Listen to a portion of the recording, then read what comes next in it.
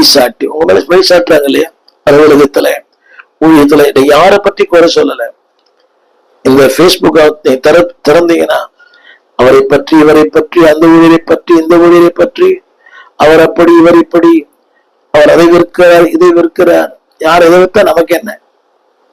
கவனிகள், திருத்துவது என்பது அதல்ல. பழிசாட்டி குரோதம் கொண்டு என்னை பகைக்கிறார்கள். நீ சொல்ல அந்த வார்த்தை 5ஆம் வசனம், என் இதயம் எனக்குள் வியாகுலப்படுகிறது. This is the pain.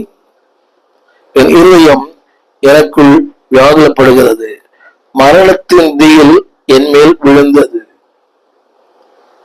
மரணத்தின் தீயில், இது வியாதியால் வந்ததல்ல, வறுமையால் வந்ததல்ல, அந்த ஏழ்மையால் வந்ததல்ல.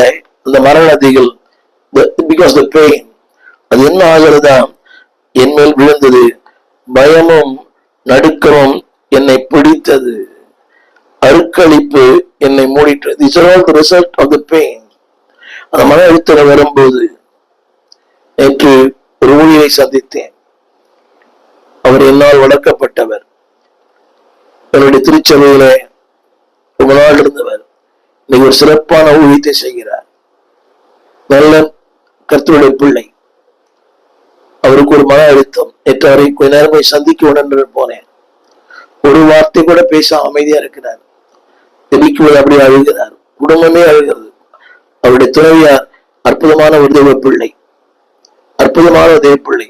ஒரு ஊழியக்காரிக்கு இருக்க வேண்டிய அத்தனை தகுதிகளும் அந்த பிள்ளைகிட்ட இருக்குது. மகன் ஊழியம் செய்கிறார். என்னவோ தெரியல, அதாவது அந்த வார்த்தை சொல்கிறது, பயம், நடுக்கம், அருக்களிப்பு. ரொம்ப நேரம் அமர்ந்திருந்தேன். ஒரு வார்த்தை கூட, எப்படி இருக்கிறீங்க? அமைதி. என்ன சாப்பிட்டீங்க? அமைதி. அன்பால அவருக்காக ஜெபிக்காம கேட்கிறேன், தேவ மனிதருக்காக. அவர் சொல்கிற பாருங்க, 55:6, எனக்கு புறாவை போல சிறகுகள் இருந்தால் நான் பறந்து போய் இளைப்பார் இருப்பேன். உண்மை அல்லவா? அந்த மன அழுத்தங்கள்ல நாம் ஏதோ ஒரு மாற்றங்களை எதிர்பார்க்கிறோம். ஒரு மாற்றங்கள் வராதா?